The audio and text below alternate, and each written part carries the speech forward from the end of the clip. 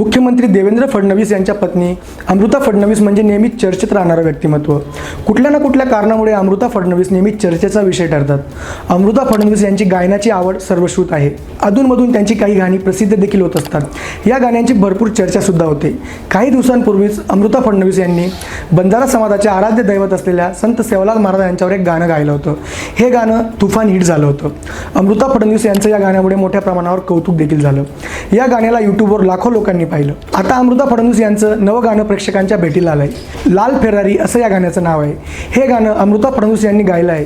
या गाण्यात अभिनेत्री श्रुती सिन्हा आणि सनम जोहर दिसून येत आहेत. लाल फेरारी हे गाणं आदित्य देव यांनी संगीतबद्ध केलं आहे. तर या गाण्याचे बोल शब्बीर अहमद यांनी लिहिले आहेत. अमृता फडणवीस यांच्या आवाजात रेकॉर्ड करण्यात आलेल्या या गाण्याला बरीच प्रसिद्धी मिळताना दिसते.